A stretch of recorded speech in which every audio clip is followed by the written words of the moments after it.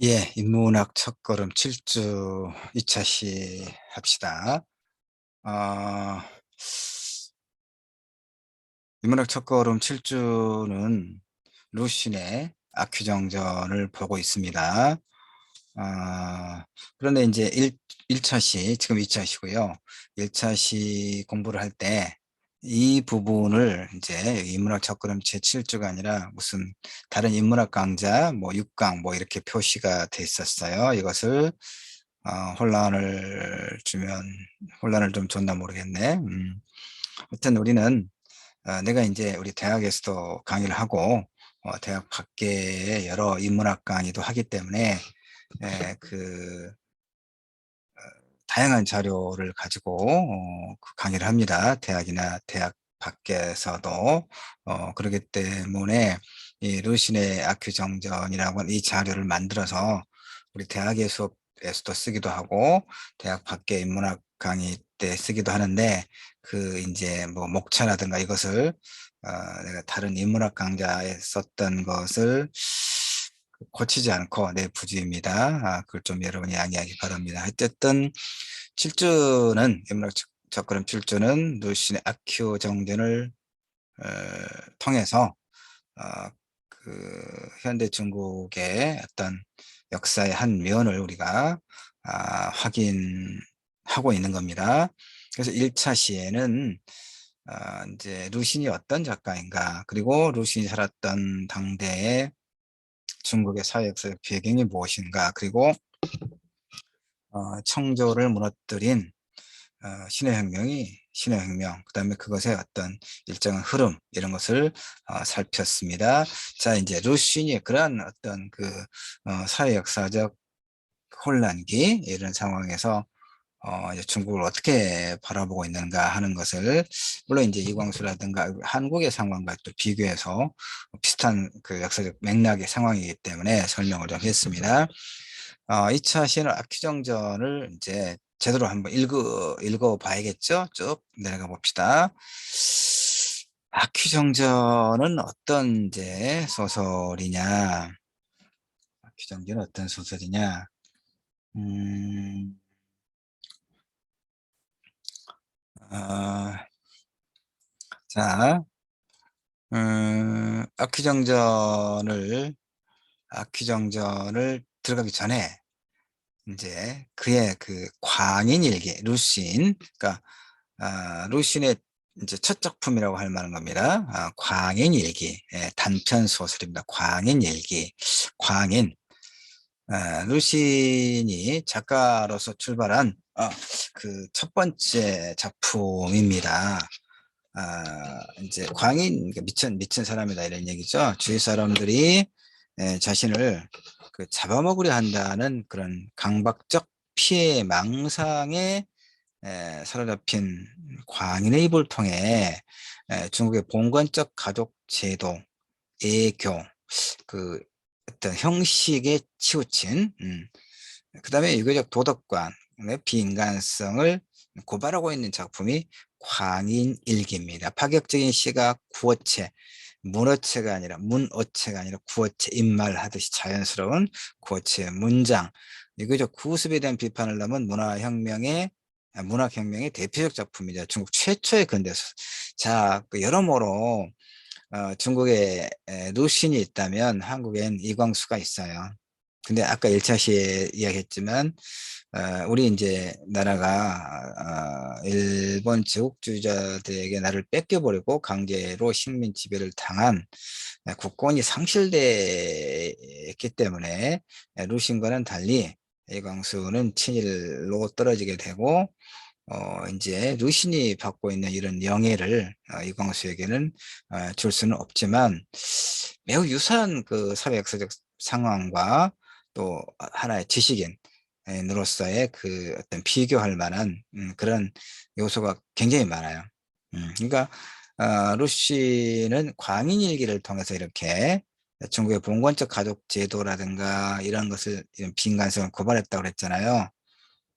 그런데 유광수가 그러거든요. 아까 1차 시대 이야기했잖아요. 봉건적인 그 조혼 풍습의 타파, 그리고 이제 그 자유연애라고 하는 어떤 그 근대적인 그런 어떤 그 어떤 뭐 혼인 제도, 예. 그다음에 이제 또 이광수가 강조했던 것은 결혼이라기보다는 그런 근대적 어떤 그 결혼 제도라기보다는 결혼 없는 사랑을 비판한 거죠. 아니 사랑, 아이고 뭐 사랑 없는 결혼을 비판한 겁니다. 그 사랑의 강조입니다. 자유연애. 예, 예.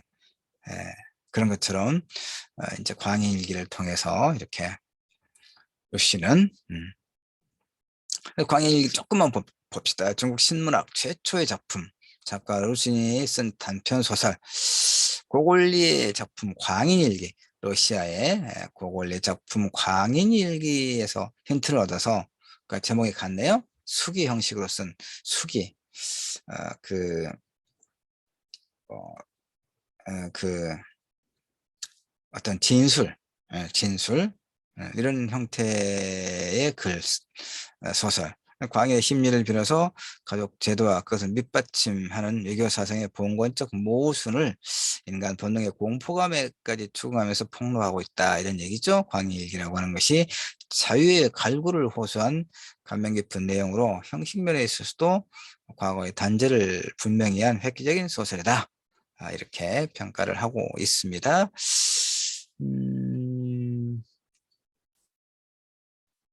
음, 고골리는 뭐 러시아 작가의 작품, 고골리는 러시아 작가고 고골리의 이제 광일기 역시 주인공의 그 주인공 수기, 그 진술하는 거죠. 과거를 자신의 어떤 행적을 진술하는 손으로. 그런 이제 형식을 통해서 관료 사회를 통렬하게 풍자, 비판하고 광기와 청란의 세계에서밖에 살 수 없는 하급 관료의 비참한 모습을 들춰낸 걸작이다. 이렇게 이야기합니다. 하급 관료인 주인공은 자신의 상관인 국장의 딸을 짝사랑하였는데 그 여인과 이제 시종 무관과의 혼담이 성사되니까 가혹한 현실을 견디지 못해서 결국 관계 세계로 빠져든다 이 말이죠. 그 자신이 구등문관이라고 하는 그 미관 말직, 그러니까 이제 우리나라의 그 어떤 공무원 체제로 본다면 이제 구급 공무원 이렇게,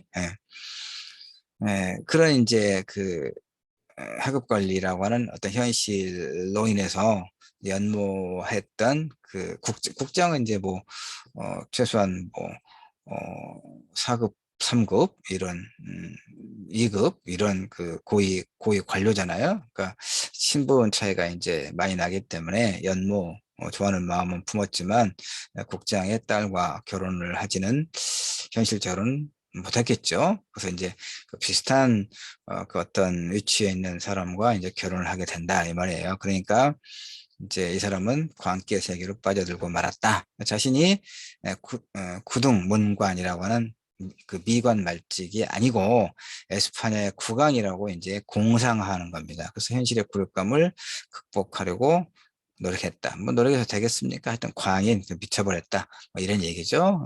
그래서 이런 이야기를 통해서 그 어떤 관료 사회, 그러니까 계급 사회를 통렬하게 풍자 비판했던 고골리의 이제 이런 소설에서 힌트를 얻어서 루시는 이제 또 같은 제목의 광인일기, 그다음에 같은 형식의 그 어떤 소설 형식을 통해서 이제 가족 제도의 어떤 모순, 유교 사상의 봉건적 모순, 유교 사상의 봉건적 모순은 뭐가 있습니까? 어떤 그 질서의 순응이겠죠. 질서, 기존 질서의 순응. 예, 왕과 사대부, 양반 계층이라고 하는, 그 다음에 이제 또 뭐 산업공상이라고 하는 이런 이제 평민 계급, 왕을 정점에 놓고 그 왕족과 그 다음에 사족들, 그 높은 벼슬아치들로 이루어진 귀족 계층, 양반 계층, 그 다음에 중인 계층, 그리고 이제 농민을 비롯한 이런 평민계층, 그다음에 백정이라든가 이런 무당이라든가 이런 또 이제 그 불가촉 천민에 해당하는 하층민, 이런 그 완고한 어떤 그런 신분 질서, 이것이 이제 갖고 있는 어떤 비인간적인 측면을 광인일기 루시는 이제 중국의 그런 체제를 비판했다, 이런 얘기 알겠죠? 내가 이것까지 다 만들어 놨군요. 조금만 뭐 그 보고 갑시다. 이야기 했으니까. 광인일기, 어느 형제가 그 루신의 광인일기입니다. 그러니까 이걸 내가 이제 만들어 놓은 이유는 이거일 거예요.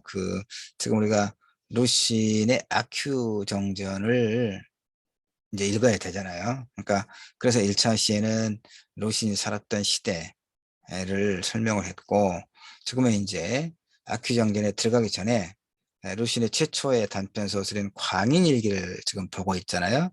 자, 이런 걸 통해서 조금 이따 이제 보게 될 아큐정전을 충분히 이해할 수 있다, 이런 맥락입니다. 자, 광인일기. 어느 형제가 지금은 그 이름을 감추고 있는데 모두 나의 예전 중학교 시절 친구들이란 얘기입니다. 여러 해 떨어져 있어서 소식이 점차 멀어졌다. 얼마 전 우연히 그 중에 하나가 큰 병에 들었다는 말을 듣고, 병에 걸렸다는 말을 듣고, 마침 고향에 돌아가는 주간에 길을 조금 더 나서 찾아가서 한 사람을 만났더니 병이 든 사람은 그 동생이었다. 일부러 먼 길을 돌아서 찾아봤지만 벌써 병이 나와서 어느 곳 시보로 가 있다. 이제 그 수습 뭐 공무원이라거나 이렇게 시보로 가 있다는 이야기를 들었다는 얘기죠. 그래서 크게 웃고 일기 두 권을 보여주면서 당시 병세를 알 수 있다면서 이 친구인이 죽어도 상관없을 것이다, 이렇게 이야기했다는 얘기죠. 돌아와 한번 훑어보고 알았던 병이 대략 피해 망상증류의 것이었음을 알았다. 문장에 전혀 투사가 없고 황당한 말이 많고, 이제 올릴 그 정확한 날짜가 적히지 않았지만 먹 색깔과 그 자체가 일정하지 않은 것으로 보아서 일시에 쓴 것이 아님을 알 수 있었다. 간혹 연결이 닿는 것도 조금 있어서 지금 한 편을 적어서 의학자 연구 자료를 제공한다. 이 기록 가운데 잘못된 말이 있어도 하나도 고치지 않았고, 인명은 모두 시골 사람들이어서 설사 세상에 알려지지 않는다 하더라도 전체 줄거리는 무관하게 다 바꿔놓았다. 서명은 본인이 병이 나은 뒤에 붙인 것을 고치지 않고 그대로 두었다. 뭐 이런 식으로, 이런 내용이다, 이런 얘기죠. 자, 뭐 그 정도 하고요. 이제 아큐정전은 1921년에 발표한 작품입니다. 당대 중국의 현실을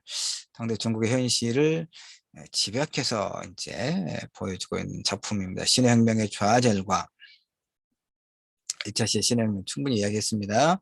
신의 혁명의 좌절과 평범한 중국 사람들의 정신 구조를 아큐라고 하는 인물을 통해서 보여줍니다. 아큐, 사람 이름입니다. 좀 이따 나오겠지만 이 사람은 이제 우리가 흔히 말하듯 뭐 집도 절도 없는 떠돌이.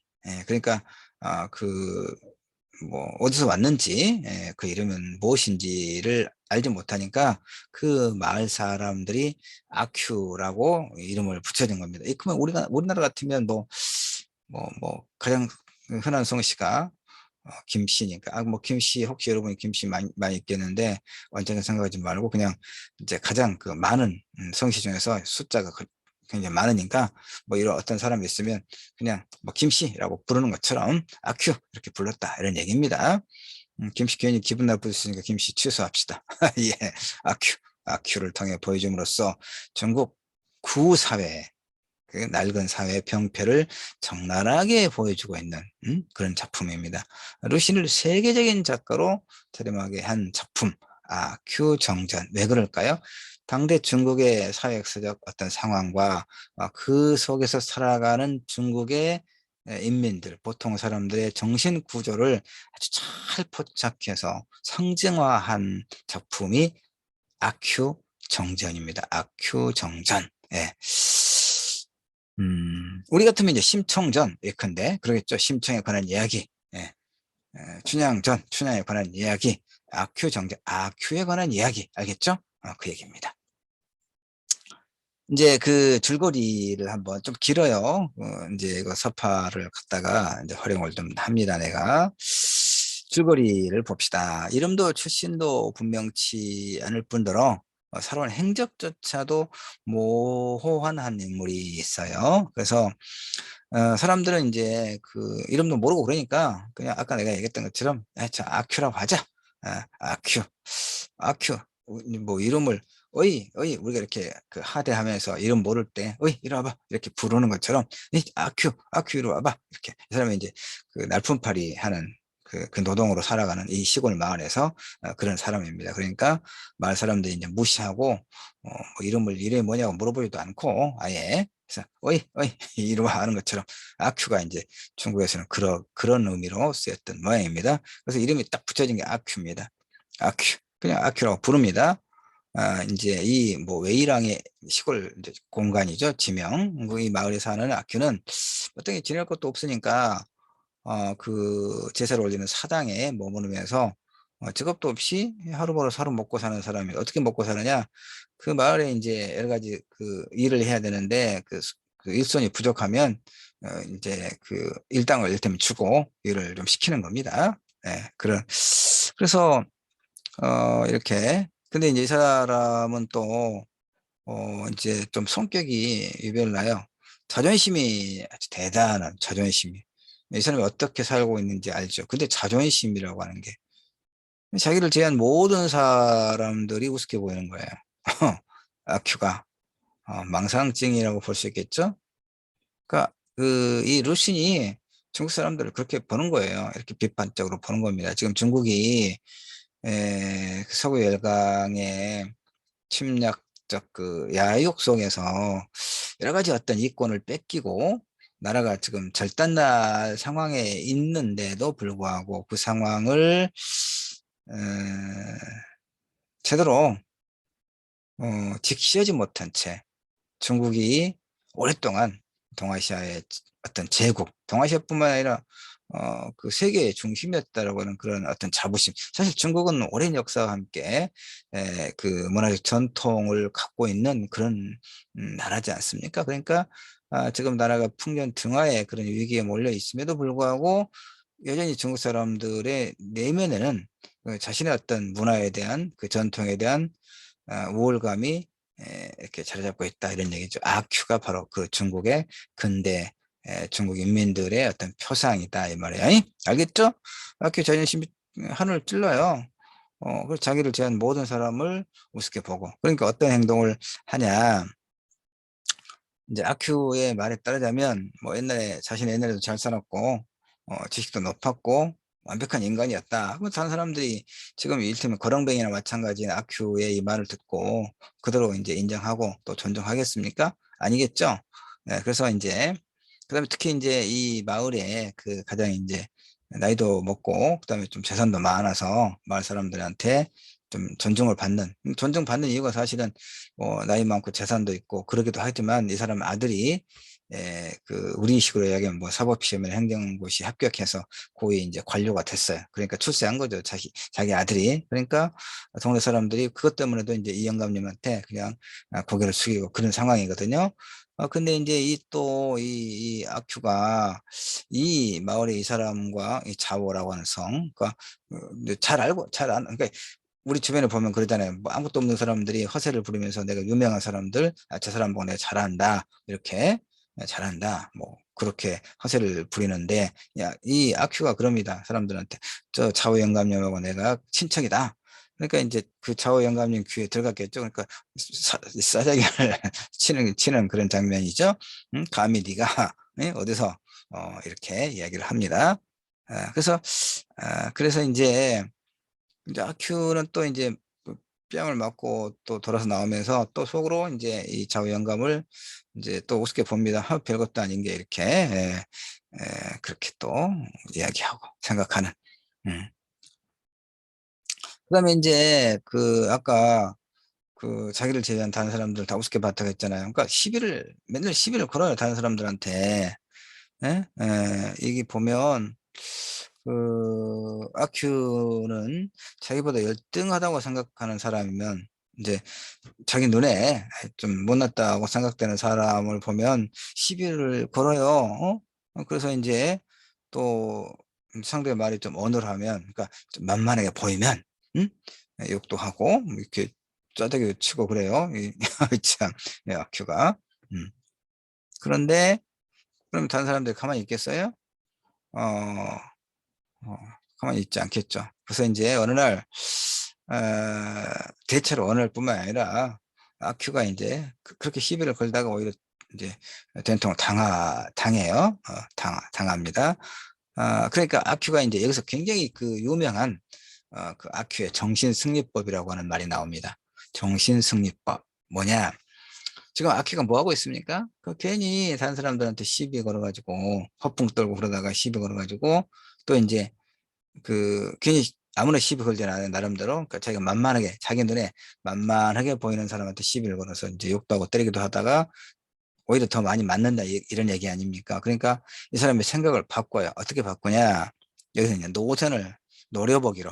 그러니까 시비 걸고 때리고 이제 싸움을 하다가 되려 많이 맞으니까 이제 그 때리거나 그러지 않고 노려보기. 노선을 바꿔 방법을 바꾸는 거죠. 노선을 방법을 바꿉니다. 이제 알겠죠? 방법을 노려보기로, 째려보기로. 그럼 이것도 상대방이 또 기분 나빠할 거 아니에요. 그러겠죠? 그래서 이제 돼지게 맞아요. 괜히 그 동네 건달들을 열심히 노려보다가 엄청나게 들게 맞습니다. 이때 아까 내가 말했던 정신승리법 굉장히 유명합니다. 아큐의 정신승리법 뭐냐? 이렇게 맞고 난 다음에 생각을 바꿔요. 내가 그러니까 이제 그 힘 여럿이한테 맞고 나니까 그 어떻게 힘으로 해볼 방법이 없잖아요. 그러니까 마음을 고쳐먹는다 그 말이에요. 어떻게? 내가 자식놈들에게 맞은 걸로 치자. 내가 저 자식놈들한테 맞은 걸로 치자. 내가 애비가 돼갖고 자식하고 같이 싸울 수는 없지 않느냐. 그러면서 이제 스스로 또 삐암다구를 이렇게 사정없이 쳐요. 이게 자기의 합리화입니다. 알겠죠? 정신승리법. 응? 오른손을 들어 자기 뺨을 냅다 후려치는 거. 후려치는 정신승리법. 때린 것은 나 자신이고, 남한테 맞은 게 아니라, 내가 스스로 맞은 것이다. 그래서 자신이 남을 때린 것 같은 승리감에 젖는 그 매우 이성적으로는 이해가 안 되는 그런 행위죠. 이게 아큐의 정신승리법이다 이런 얘기입니다. 그 다음에 이제 여기에 바로 아까 1차 시에 내가 설명 많이 했잖아요. 신의 혁명. 자, 여기에 이제 이 마을에도, 시골 마을에도 그 혁명당원들이 이제 들어오기 시작합니다.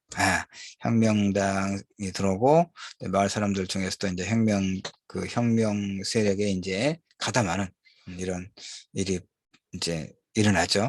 아큐는 그걸 보고 이 사람이 신의 혁명을 이해를 할 수 있는 그런 어떤 사람이 아니죠. 그런 인식이 없는 사람이잖아요. 그러니까 처음에는 그 혁명당을 이제 뭐 이를테면 뭐 가짠다는 표현 누가 저를 했던데 정치 가짠게 보는 거죠.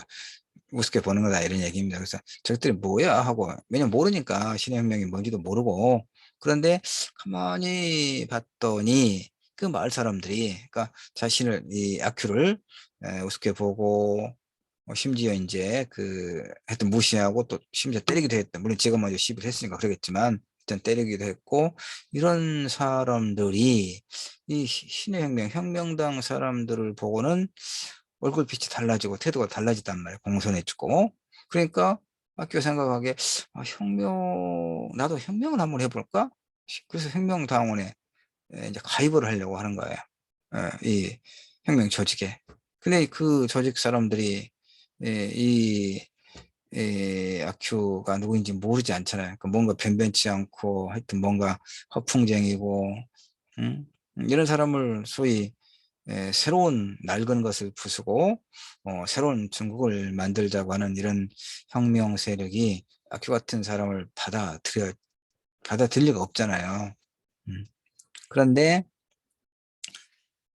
그래서 하여튼 이제 아큐는 혁명이라는 것도 괜찮겠다 이런 생각을 하고 혁명당에 투항해야겠어라고 하지만 근데 이제 이게 또 중요한 게 뭐냐면 아까도 얘기했지만 왜 신혁명이 뭔지를 이해하지 못했던 이 아큐가 나중에 이제 혁명당원이 되려고 하잖아요.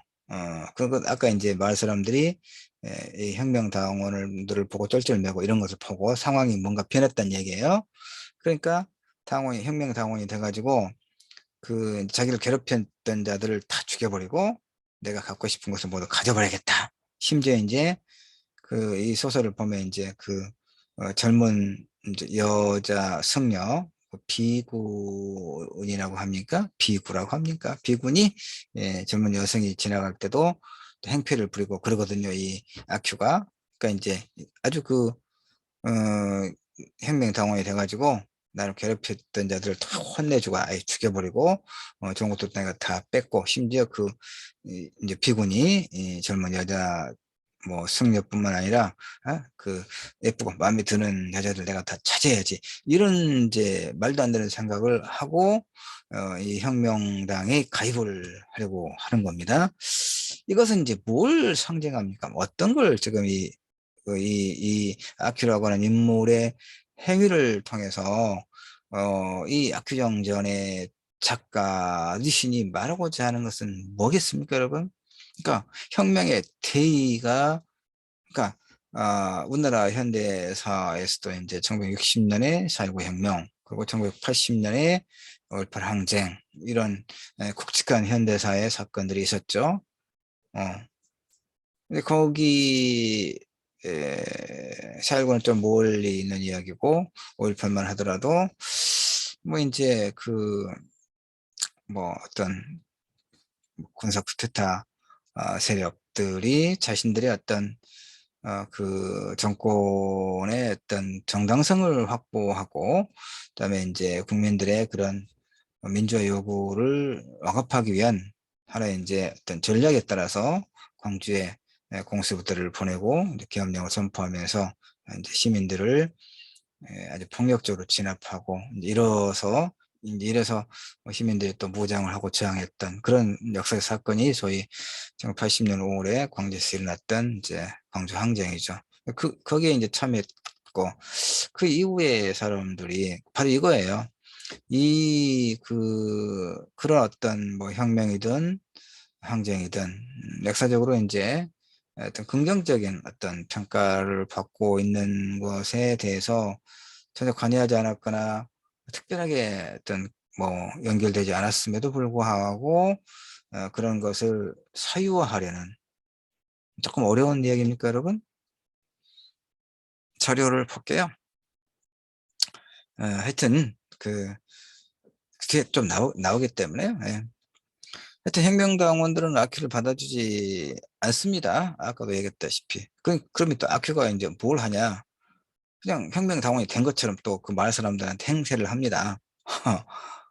이렇게. 예, 이제 그 청나라 변발을 길게 이렇게 머리를 따고 그랬잖아요. 이제 그걸 깎고 이제 이렇게 서양식으로 우리처럼 이렇게 이제 머리를 단정하게 좀 하고 혁명당원이 가입한 것처럼 행세를 또 하고 다니는 겁니다. 마을 사람들은. 그 마을 사람들은 잘 모르니까 또 아큐를 보면은 이제 좀 긴장하기도 하고 뭔가 좀 태도가 공손해지기도 하고 그러니까 처음에는 아큐가 아주 신나서 이제 다닙니다. 그러다가 어떤 일이 있느냐.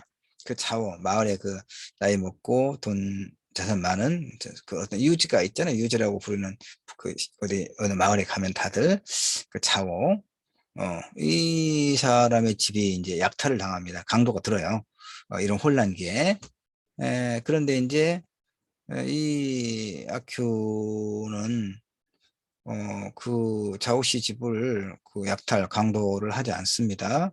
지나가다가 거기서 이제 물건을 가지고 나오는 자가 뛰어가니까 지도 그냥 그 사람을 뒤따라서 이렇게 뛰어간다거나 이런 좀 바보 같은 짓을 하는데 문제는 여기서 또 어떤 게 발생하느냐. 이 혁명당원들이 이게 범인을 이제 그 범인이 누군가를 또 이제 그 수사를 해서 범인을 찾아야 될 거 아닙니까? 그래 이제 그 마을에 기강이 서는 거 아닙니까? 소위 혁명당원들이 이제 마을에 들어와서 새로운 이제 행정기구를 지금 행정기구 사법기구를 장악을 했는데 마을 유지집에 강도가 들어서 재산이 약탈당했는데 그 범인을 찾아내서 처벌하지 못한다면 이 혁명 세력은 마을 사람들로부터 신뢰와 지지를 받지 못하겠죠. 그런데 어인일인지 그 자고 시집을 약탈했던 강도들을 찾아내지 못해요. 그러면 이제 또 어떤 일이 발생합니까? 누군가 희생양을 찾는 거죠. 근데 여기서 딱 희생양이 마땅한 사람이 누구예요? 저, 아큐. 아큐를 잡아다가 이제 그 우리나라도 보면 지금이야 뭐 그러진 않겠지만 그래도 몇 년 전만 하더라도 그 재심이라고 하는 영화도 나왔거든요. 전북 익산에 뭐 오거리 그다음에 나라 슈퍼인가 뭐 사건 하여튼 뭐 이런 그 진범을 잡지 못한 경찰이 그 만만하게 보이는 사람들을 잡아다가 뭐 고문을 하고 해서 허위 자백을 받아서 어, 그 이제 감옥에 집어넣은 거죠. 검사들도 뭔가 석연치 않다 생각하면서도 그대로 가고 판사들도 제대로 확인도 하지 않고 그래서 뭐 15년 살고 억울하게 살다가 풀려나서 이제 재심을 통해서 어 이제 무죄가 되고 이런 뭐 사건도 있었습니다. 재심이라고 하는 영화 있습니다. 우리나라 재심. 그런 것처럼 여기도 이제 혁명당 이 사람들이 범인을 잡지 못하니까 아큐를 체포에다가 범인으로 몰아갑니다. 예. 그래서 아큐는 억울하죠. 누명을 쓴 거 아닙니까? 그런데 이제 아큐는 이제 글을 읽거나 쓰지도 못해요. 그래서 이제 이 상황이 자기는 부당하지만 그것을 이제 적절하게 호소한다거나 그렇게 하지를 못해요, 소설을 보면. 그래서 이제 그 진술서에 보면 일테면 뭐 진술서를 읽을 수도 없잖아요. 그러니까 또 사인도 해야 되는데 이름을 사인을 할 줄 모르니까 이제 이 혁명당 뭐 일테면 수사관이 그냥 거기다 동그라미 치라고 이렇게 한다거나 그런 그러니까 이것도 또 이제 루신이 비판하고 있는 겁니다. 혁명의 불안정성. 새로운 나라를 만들겠다는 대의를 가지고 혁명을 일으켰던 신해혁명 이 세력, 이 사람들이 일단 사실은 아무 죄 없잖아요. 보잘것없는 이런 사람을 범인으로 조작을 해서 사형장에서 이렇게 많은 사람들이 보는 앞에서 이제 사형을 이렇게 하거든요. 그러니까 이 혁명 세력의 불안정성. 그러니까 이 루시는 신의 혁명이 아니라 나중에 이제 공산주의 혁명에 동조하게 되는 겁니다. 하여튼 이렇게 이제 목에 칼을 쓰고 또 동네 한 바퀴를 도는군요. 사람들에게 어떤 그 경각심을 불러일으키기 위해서 이 혁명 세력이 이렇게 하는 거죠. 루시는 이제 뭔가 큰일 났다라고 당연히 느끼겠죠, 본능적으로. 그러면서도 또 이 사람은 이 부당함에 대해서 하여튼 뭔가 이제 뭐 하여튼 악이라도 좀 쓰거나 나는 범인이 아니다거나 억울하다거나 이렇게 좀 항변이라도 할 법하잖아요. 물론 그렇다 하더라도 이 상황에서 마을 사람들이 혁명의 위세에 눌려 있기도 하고 그다음에 아큐라고 하는 사람의 그동안의 그 변변치 않은 행위를 봤기 때문에 아큐만을 신뢰하지 않을 수도 있고 뭔가 아큐가 범인이 아닌데라고 생각하다가 했을지라도 공개적으로 아큐는 죄가 없다라고 말할 수 있는 사람은 아마 없었겠죠. 그럼에도 불구하고 큐는 이렇게 또 이야기합니다. 사람이 태어나서 때로는 뭐 어쩔 수 없지라고 자신의 이 상황을 수락을 해요. 목이 잘릴 수도 있지. 그러니까 그렇게 생각을 하니까 이것도 뭐예요? 정신승리.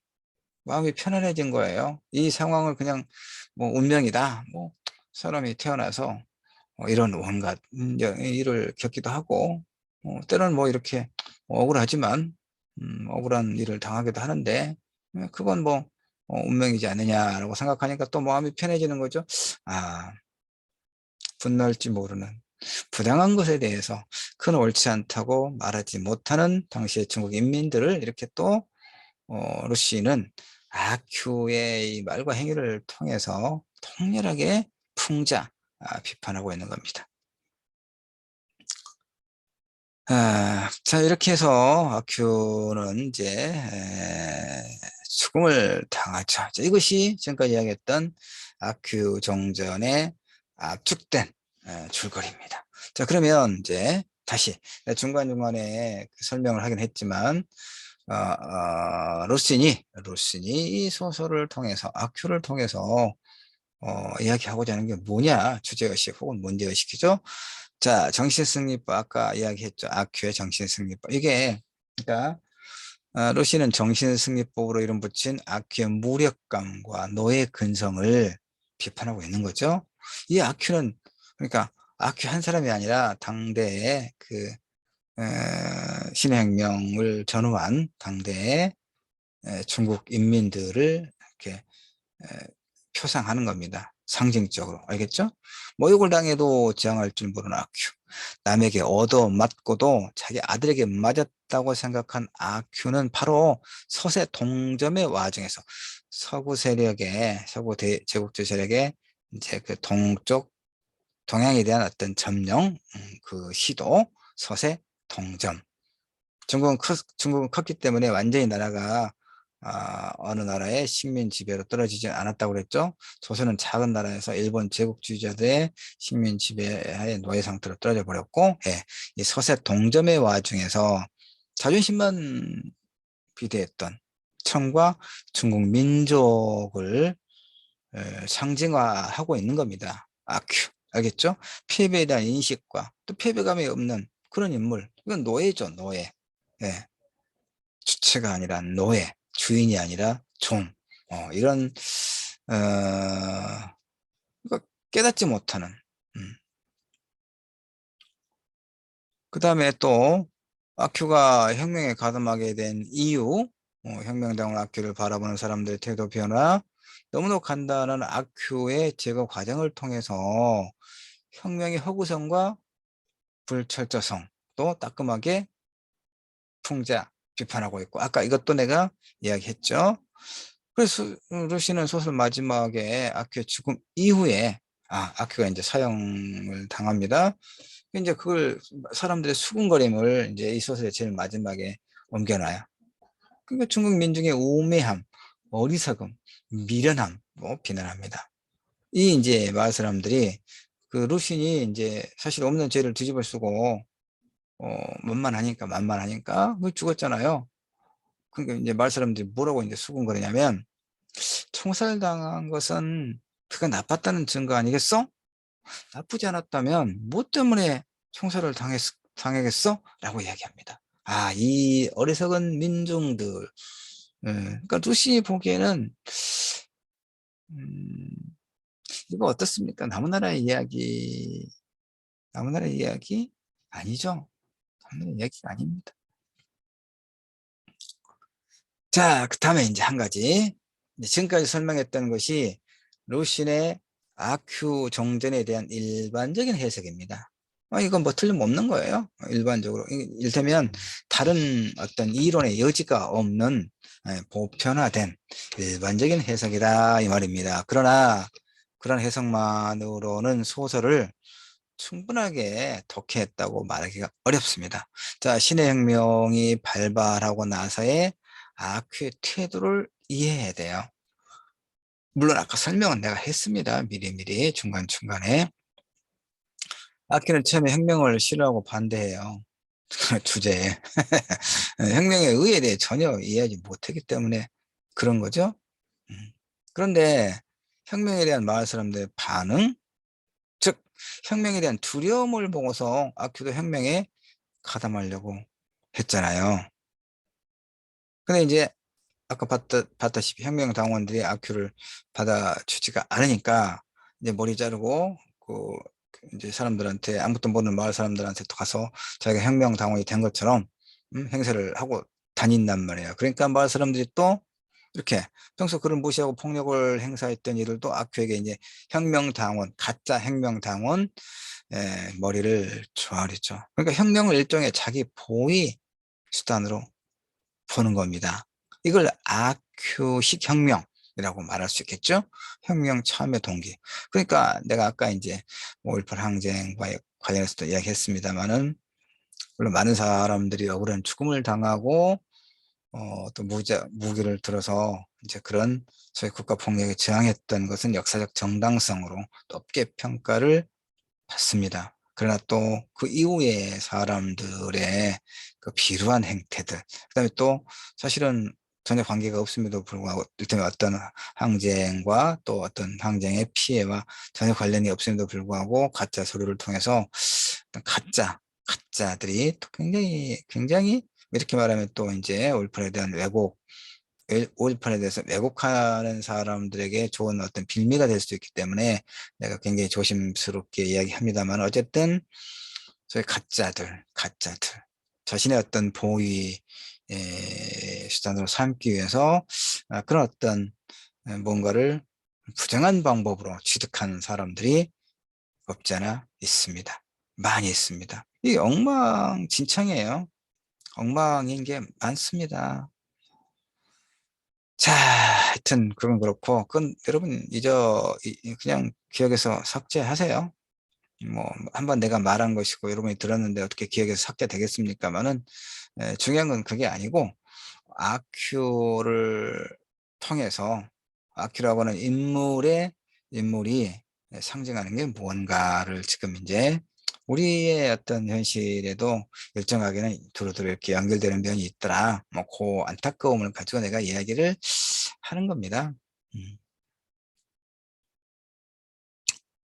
루시는 아큐 정신의 인물, 아큐를 통해 그 이후의 역사에도 얼마든지 출연할 수 있는 인물, 알겠죠? 자기 이익을 위해서, 자기 이익을 위해서, 그다음에 이제 여자를 차지하고 자신을 괴롭혔던 이들에게 보복하기 위해서 혁명에 참여했던 아큐 같은 인물들을 경계하는 겁니다. 우리 현실에서도 그렇죠. 아큐 같은 이들이 어떤 혁명 혹은 변혁 운동에도 등장할 거다라고 보는 거예요. 아큐식 혁명과 진정한 혁명을 구분하고 그러면 안 되겠죠. 구분하고 숙고 깊이 있게 생각할 것을 요청하는 것으로 우리가 이해해야 이 루신이 아큐정전을 통해서 이야기하려고 하는 것의 진정한 내용을 우리가 이해할 수가 있다, 이런 얘기입니다. 알겠죠? 이거 이제 여기에 심포도 이야기, 내가 무슨 이야기를 하려고 하는지 여러분 다 눈치챘죠? 뭐요? 모르면 안 되길 텐데 알죠? 정신승리. 네, 루신의 루신은 작가고 아큐의 정신승리법과 매우 유사한 것이 우리가 다 알고 있는 이솝의, 다 알죠 여러분? 이솝의 우화. 이솝 우화가 뭐 우화, 이제 그 사람 대신에 하여튼 동물이 주인공인 것처럼 이렇게 비유해서 이야기하는 것을 우화라고 하지요. 여기 신포도 이야기 다 알고는 있겠지만, 내가 이 아큐의 정신승리법과 매우 유사한 닮은 꼴이어서 그 아큐의 정신승리법을 좀 더 여러분이 잘 이해할 수 있도록 보충 설명해 주는 그런 내용으로 여기 신포도 이야기 사파를 빌려와서 뒤에다 이야기를 조금 붙여놨어요. 다 알지만 시간이 한 5분 있으니까 이야기합시다. 어느 날 여우 한 마리가 길을 가다가 높은 가지에 매달린 포도를 봤단 말이에요. 맛있겠죠, 포도. 여러분 포도 좋아합니까? 포도가 달기도 하고 좀 시기도 하고, 거봉은 또 알이 굵고 그 좀 당도가 높아서 나도 거봉은 좋아하는데, 이제 다른 포도는 좀 먹기가, 그다음에 이제 껍질도 있고, 포도 생각하니까 이렇게 신물이 나네. 그 포도는 껍질도 벗겨야 되고 기본적으로 아래 그 씨도 좀 있고, 그러니까 뱉어내도 굉장히 먹기가 불편하잖아요. 거봉은 굵어서 굵고 달고, 계속 이렇게 군침이 나고 큰일 났네. 그다음에 이제 알은 뭐 한두 개밖에 없고 그러니까 거봉을 내가 좋아하는데. 하여튼 여우가 높은 가지에 매달린 포도를 보고 맛있겠네. 먹고 싶다는 생각이 들겠죠. 그래서 이제 펄쩍 뛰었는데 우리가 다 알다시피 포도는 높이 나무에 매달려 있고 여우는 그 이제 여우는 발만 있죠. 발만 있는데 어쨌든 발이든 손이든 않는 거죠. 한번 더 뛰어봤는데 여전히 포도에 발이 닿지 않고 여러 번 또 있는 힘을 다해서 그 포도를 따먹으려고 했는데 결국 실패했다 이런 얘기죠. 이랬을 때 여우가 뭐라고 이야기하는 거 우리 다 알죠. 응? 포도를 따먹지 못하고 그냥 돌아가면서 이렇게 이야기하는 거죠. 이걸 자기 합리화 혹은 인지 부조화라고 얘기합니다. 첫 포도는 너무 쉬워서 맛이 없을 거야. 음. 아니, 쥐가 따먹지 못한 거죠. 발이 안 닿아서, 예? 손이 안 닿아서. 그래 놓고 그냥 가기는 이제 그냥 가는데, 그냥 가면서 자기를 뭔가 지금 그 포도를 따먹지 못해서 실패해서 이 사람은, 아니, 이 여우는 가슴이 아프겠죠. 민망하고 좀 쪽팔리겠죠. 그러니까 자기를 뭔가 합리화를 해야 이 어떤 정신의 평형 상태가 유지된다 이런 말이에요. 그러니까 저 포도 너무 쉬워서 맛없을 거야. 내가 못 먹는 게 아니라 안 먹는 거야. 예. 이렇게. 예. 이게 이제 인지 부조화를 해결하기 위해서 포도를 따기 어렵다는 현실을 인정하는 대신에 신포도라서 손에 넣을 가치가 없다는 핑계로 스스로를 속이고 있는 거죠. 자기 합리화 혹은 인지 부조화다 이런 얘기죠. 그런데 또 한 가지. 한국 소설에도 보면 이 루신의 아큐 정전에 있는 아큐와 매우 유사한 인물이 또 하나 있습니다. 누구냐? 김동리 소설 화랑의 후예의 황진사가 딱 그 아큐 같은 그런 사고를 갖고 있는 인물입니다. 간략하게 살펴볼게요. 1930년대에 봉건적 의식을 고수하고 있는 신래 화랑의 후소임을 자처 고수하면서 이때가 언제 때입니까? 일제강점기 아닙니까? 그러니까 이제 황진사라고 하는 인물이 있습니다. 화랑의 후예라고 하는 김동리 소설에서 이 황진사는 그 루신의 아큐 정전에 나오는 아큐와 하등 다를 것 없는 그런 비천한 삶을 살아요. 그런데 화랑은 뭐예요? 신라의 귀족 계급이잖아요. 화랑의 후손이라고 생각합니다. 그래서 주역과 시경을 읊조리고 문벌과 족보를 들먹이는 음? 그런 경제적으로 완전히 몰락해버린 양반 계층의 후예가 몇 대가 양반이었는지는 알 수 없는 스스로 양반의 후손이라고 하니까 황진사라고 하는 인물의 그 어떤 정신적인 허구를 풍자, 즉 비판적으로 그리고 있는 소설이 화랑의 후예입니다. 변화된 시대에 적응하지 못하고 낡은 관념에 사로잡힌 채 방황하는 일제강점기 몰락 양반 계층의 현실을 또 연민 어린 시선에서 바라보고 있기도 하지요. 그러니까 아까 루신의 뭐였죠? 아큐정전. 아큐가 어땠습니까? 그 정신승리법이. 그러니까 그다음에 이제 자기는 예전에 뭐 배운 것도 많고 그다음에 이제 고귀한 신분의 후손이고 뭐 이렇게 허풍을 쳤잖아요. 똑같이 황진사가 지금 그러고 있는 겁니다. 그러다가 이 사람은 이제 그 뭐 그 무슨 가짜 약 같은 거 길거리에서 팔다가 이제 또 파출소로 이렇게 끌려가는 그런 인물이죠. 그러니까 김동리는 이제 전통 지향적 보수주의자입니다. 그러나 화랑의 후예 이 등단 첫 소설에서 황진사와 같은 인물을 잘 드러내고 있죠. 시대의 변화를 직시하지 못하는 조선의 어떤 상징, 마땅히 살아갈 방도도 없이 자존심만 내세우는 몰락한 양반. 음. 이런 인물을 이제 그리고 있다 이런 얘기죠. 자기 합리화, 자책감이나 죄책감에서 벗어나기 위해서 자신이 한 행위를 정당화하는 일 또는 그런 심리적 경향을 자기 합리화라고 하죠. 우리도 그러죠. 사실은 황진사만, 여우만, 아큐만 그런 게 아니라 우리도 그래요. 그런데 이제 정말 마지막 자기 합리화가 항상 부정적이고 부정적인 그런 의미만 있느냐? 그렇지는 않아요. 우리는 일정하게 우리가 살다가 이 양면성 혹은 복합성, 그러니까 우리가 살아가는 과정에서 그 여우가 그 먹고자 하는 포도를 점프를 아무리 해도 따먹지 못했던 거잖아요. 그건 여우가 가지고 있는 본원적 어떤 능력의 한계잖아요. 그렇죠? 음. 안 되는 것은 어떻게 해요? 내가 못났다, 내가 무능력하다라고 자책을 해야 할까? 아니면 저건 뭐 쉴 거야. 쉬어서 내가 안 먹는 거지 뭐. 이렇게 생각하는 게 나을까요? 이게 자기 합리화가 자기 기만일 수도 있지만, 또 다른 쪽에서 본다면 자아에 대한 일정한 긍정, 이것도 필요하다, 이런 얘기. 이것의 과잉의 문제죠. 자아에 대한 긍정이 지나칠 때 황진사와 아큐와 같은 그런 비루한 인물이 되는 것이죠. 여기 심포도는 이렇게 복합적이고 양면성이 있다고 봐요.